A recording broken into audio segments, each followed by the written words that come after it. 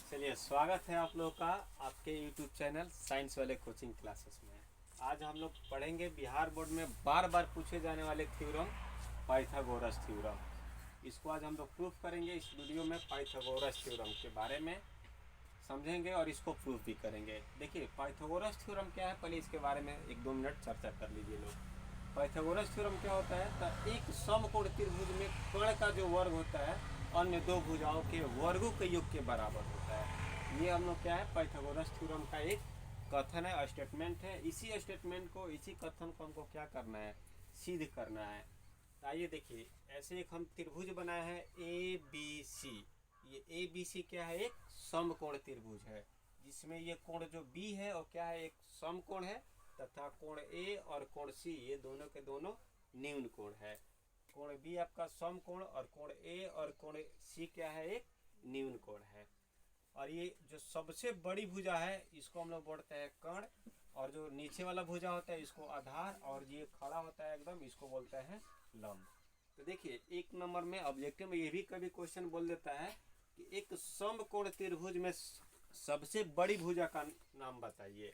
तो एक समकोण त्रिभुज में सबसे बड़ी भुजा का नाम होता है कर्ण। कभी आपसे पूछ दे कि अब 2 नंबर बताइए, सबसे फर्स्ट में तो कर्ण बोले, अब कोई कह दे कि दूसरा नंबर बताइए कौन भुजा बढ़न होगा, तो ये क्या बोलिएगा आप लोग, कोई इसका कन्फर्म नहीं है। रीजन क्या भाई, एक अब इसको छोड़कर एक आधार बचा, एक लंब बचा। ये तो फिक्स है सबसे बड़ा होगा, और ये दोनों में फिक्स नहीं है कि कौन बड़ा होगा और कौन छोटा होगा। वो क्वेश्चन में कभी लंब बड़ा होगा तो कभी आधार छोटा, कभी आधार बड़ा होगा तो लंब छोटा, लेकिन ये दोनों से हमेशा कर्ण क्या होगा, आपका बड़ा होगा। ये फिक्स है कि आधार और लंब ये दोनों से हमेशा बड़ा कौन होगा, तो कर्ण होगा। चलिए, अब इसमें दिया क्या है, आइए हम इसको प्रूफ कर रहे हैं। तो देखिए प्रूफ क्या करना है इसमें। सबसे फर्स्ट में जो दिया है हमारे पास, यानी ए बी सी एगो त्रिभुज था, तो वही देखिए लिखे हैं कि दिया है त्रिभुज ए बी सी एक समकोण त्रिभुज है। रियल बात है, ए बी सी ये जो एक त्रिभुज है ये क्या है, एक समकोण त्रिभुज है, जहाँ पे कोण जो बी है वो क्या है, समकोण त्रिभुज है, राइट एंगल ट्रायंगल है। और यहाँ पे कोण बी बराबर, यानी एंगल बी बराबर हो जाएगा आपका 90 डिग्री। अब हमको सिद्ध क्या करना है, तो ये क्वेश्चन में देखिए स्पष्ट दिया है सिद्ध क्या करना है। तो कर्ण का जो वर्ग है, यानी ये वाले पूरा का जो वर्ग है, ये अन्य दोनों भुजाओं के वर्गों के योग के बराबर होता है। ये स्टेटमेंट है पाइथागोरस का कि एक समकोण त्रिभुज में, केवल समकोण त्रिभुज, यानी एक समकोण त्रिभुज में कर्ण का जो वर्ग है ये अन्य दोनों भुजाओं के वर्गों के योग के बराबर होता है। तो देखिए हमको प्रूफ क्या करना है, तो सिद्ध करना है। सिद्ध क्या करना है, तो अब कौन हम लोग का है ए सी, यानी ए सी का स्क्वायर बराबर हम लोग का देखिए बी सी। बी सी क्या है, आधार, यानी बी सी का स्क्वायर प्लस ए बी का स्क्वायर, यानी ये ए सी का स्क्वायर बराबर बी सी का स्क्वायर प्लस ए बी का स्क्वायर बोल दीजिए, या फिर ए बी का स्क्वायर प्लस बी सी का स्क्वायर बोल दीजिए।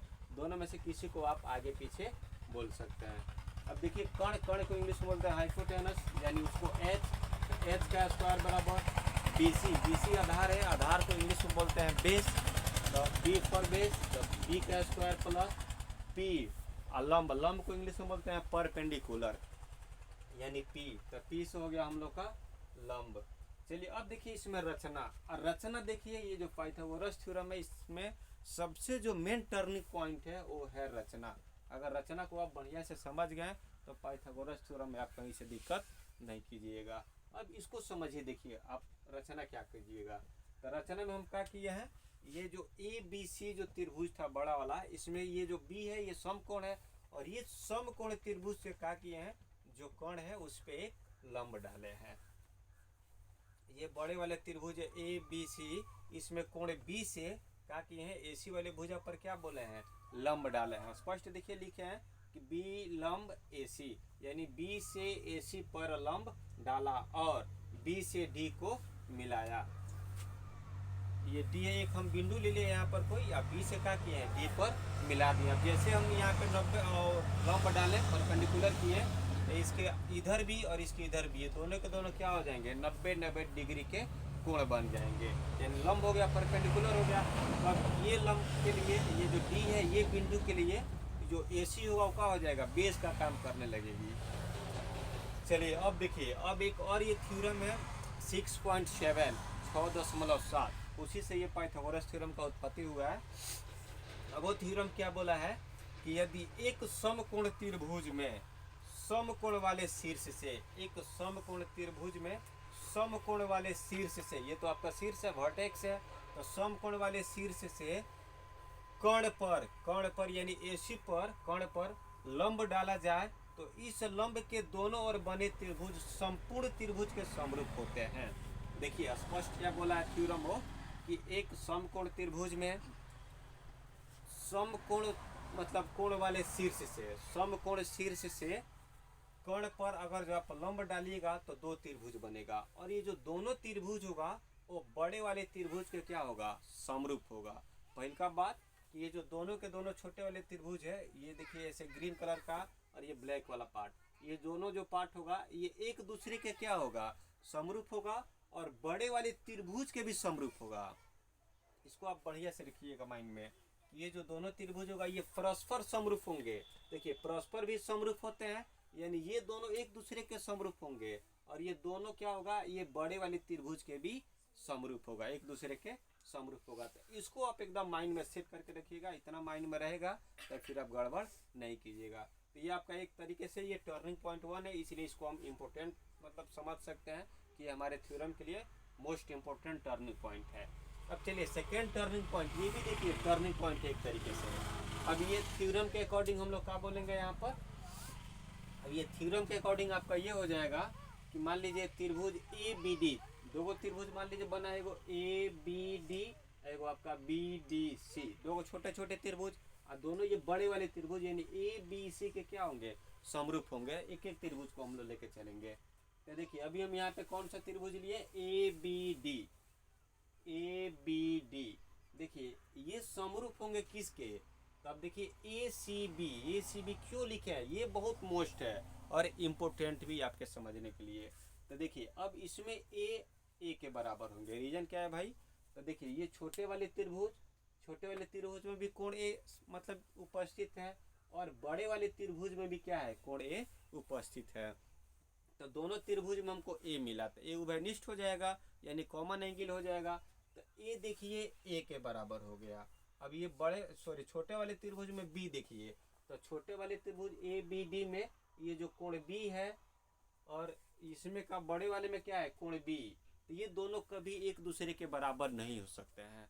देखिए क्यों नहीं होगा भाई, तो बड़े वाला जो त्रिभुज है उसका कोण बी ये समकोण त्रिभुज है, 90 डिग्री का है, और जो छोटे वाला है ए बी डी, तो ये देखिए यहाँ पे लंब डाले हैं तो ये एंगल है, इसको दो पार्ट में डिवाइड कर दिया है, आधा आधा बांट दिया है, तो इधर हो गया 45, इधर हो गया 45, तो देखिए गड़बड़ हो गया।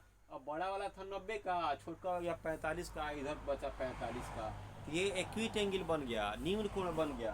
तो यानी जो कोण बी होगा, छोटे वाले का कोण जो बी होगा वो बड़े वाले त्रिभुज यानी निम्न कोण कौन बचे, एक सी, ये छोटे वाले का जो बी होगा वो सी के बराबर होगा।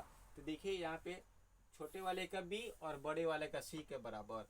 और देखिए अब छोटे वाले में समकोण देखिए, छोटा वाला त्रिभुज ए बी डी, तो ये डी पर हम लोग लंब डाले हैं, मतलब यहाँ पे लंब खींचे तो ये जैसे लंब यहाँ पे पड़ा तो ये 90 डिग्री का कोण बना देगा, तो 90 डिग्री ये हो गया।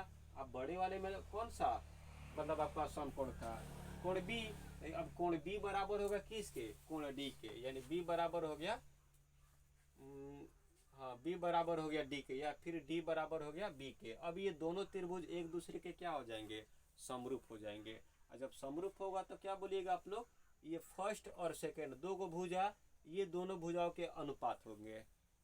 जैसे ए बी और बाई में आप बोलिएगा ए सी, ये बराबर होंगे और फर्स्ट वाले और सबसे लास्ट वाले, और सॉरी यार सेकेंड वाले और थर्ड वाले, मतलब दूसरका और तीसरका, ये दोनों क्या होंगे, ये दोनों के अनुपात होंगे। जैसे B D by C B, और तीसरका सबसे मतलब लास्ट वाले और शुरू वाले, या फिर शुरू वाले और लास्ट वाले, यानी ए डी और बाई में हो जाएगा A B, A D by A B.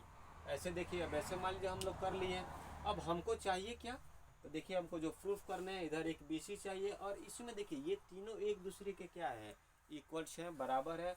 अब हम जब तीनों एक दूसरे के बराबर है तो क्या करेंगे, जो हमको चाहिए वो हम ले लेंगे, अन्यथा और को छोड़ देंगे।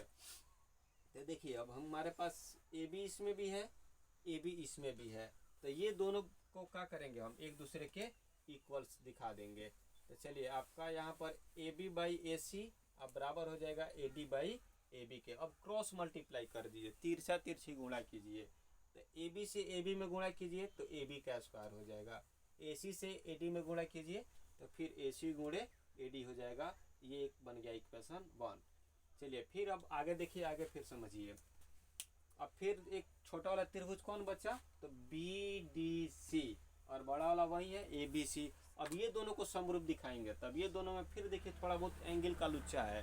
अब उसको कैसे क्लियर कीजिएगा, तब देखिए बड़े वाले का ए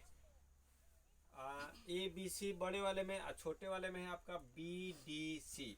तो देखिए अब छोटे वाले में सम कोण आपका होगा कोण डी, अब बड़े वाले का सम कोण कोण बी, यानी जो कोण बी होगा और कोण डी के क्या होंगे, बराबर होंगे। तो देखिए ये आपका छोटा वाला बी, सॉरी छोटा वाला का डी और बड़े वाले का बी, ये दोनों एक दूसरे के बराबर, यानी ये 2 नंबर पे तो ये भी आपके 2 नंबर पे। अब छोटे वाले का बी देखिए, छोटे वाले का बी और बड़े वाले का किसके, ए के बराबर होंगे। रीजन क्या है भाई, तो छोटे वाले का बी डी सी और बड़े वाले में ए बी सी, तो बड़का का सी वाला एंगल और छोटका का भी सी वाला एंगल, ये दोनों एक दूसरे के उभयनिष्ठ हैं, कॉमन है, तो सी सी के बराबर हो गया। तो सी सी के बराबर होगा तो बचा कौन, डी और बी, तो डी बी के बराबर हो जाएगा। यानी इसका बड़े वाले का कोण बी सम कोण और छोटे वाले का कोण डी सम कोण, तो ये एक दूसरे के समरूप हो जाएंगे। अब फिर समरूप में तो क्या कीजिएगा, B D by A B, तो देखिए B D by A B, और फिर 2 नंबर 3 नंबर वाले यानी D C by B C, D C by B C, और सबसे शुरू वाले सबसे लास्ट वाले को यानी B C by A C, B C by A C. फिर इसमें जो चाहिए उसको आप ले लीजिए, अन्यथा और को छोड़ दीजिए।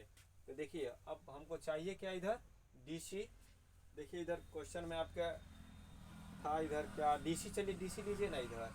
अब इधर मान लीजिए वो ये वाला भुजा लिए D C by B C, इसमें देखिए बी सी उपस्थित है तो B C by A C, D C by B C, B C by A C, B C by A C, फिर क्रॉस मल्टीप्लाई कीजिए, क्रॉस मल्टीप्लाई कीजिएगा तो क्या हो जाएगा, बी सी से बी सी में बी सी स्क्वायर और डी सी से डी सी में डी सी गुणे ए सी, इसको मान लेंगे समीकरण 1, सॉरी समीकरण 2। फिर आगे क्या करेंगे, अब ये दोनों समीकरण 1 को और समीकरण 2 को जोड़ देंगे। तब जब समीकरण 1 को और समीकरण 2 को जोड़िएगा तो दोनों इक्वेशन के LHS वाले के साथ जुटेंगे, RHS वाले के साथ जुटेंगे, यानी दायां पक्ष के साथ, बायां पक्ष के साथ। तो चलिए ये रहा इसका बायां पक्ष और ये रहा इक्वेशन 2 का ये वाला बायां पक्ष, तो ये दोनों एक साथ जुटेंगे। तो देखिए यहाँ पे A B square plus B C square, अब ये बराबर होंगे, ये दायां पक्ष और इसके ये दायां पक्ष, यानी A C cross A D, A C cross A D अब प्लस हो जाएंगे D C cross A C, D C cross A C. चलिए ये दोनों तो हमको चाहिए थ्योरम में, ये दोनों को लिख दिए, A B square plus B C square equal. अब देखिए ये वाला आपका एगो टर्म है और ये वाला सेकेंड टर्म है। अब ये दोनों पद में, दोनों टर्म में आपको कॉमन देखिए क्या मिल रहे हैं, हमको कॉमन जाहिर सी बात है, देखिए ए सी दोनों तरफ उपस्थित है तो ए सी हम लोग कॉमन ले सकते हैं। तो ए सी क्या किया, हम कॉमन ले लिए, तो आपको बचा क्या यहाँ पर ए डी और प्लस क्या बचा डी सी। चलिए A B square plus B C square को लिख दिए और यहाँ पर ए सी और मल्टीप्लाई अकॉर्डिंग टू फिगर में, चलिए A D plus D C, देखिए A D plus D C, ये यहाँ से यहाँ तक और यहाँ से यहाँ तक, ये कुल योग किसके बराबर होगा, ए सी के। देखिए यहाँ पे लिखे हुए हैं कि ए सी जो होगा इक्वल होगा किसके, A D plus D C के इक्वल होगा। तब ये दोनों का योग है वो ए सी के बराबर हो जाएगा, तो मल्टीप्लाई ए सी। अब A B square plus B C square बराबर क्या हो जाएंगे, ए सी स्क्वायर। चलिए यही हमको प्रूफ करना था, देखिए यही हम लोग प्रूफ कर डाले। चलिए अगर जो पसंद आया हो तो वीडियो को लाइक सब्सक्राइब जरूर करें और साथ में ये भी बताएं कि आपके इलाके में आज का दिन ठंडी कितना है। हमारे यहाँ तो बहुत ज़्यादा ठंडी है, आज का अभी टेम्परेचर लगभग में 12 डिग्री सेल्सियस है। तो आप अपना भी बताएं कि आप जहाँ से हैं वहाँ पे ठंडी कितना पड़ रही है।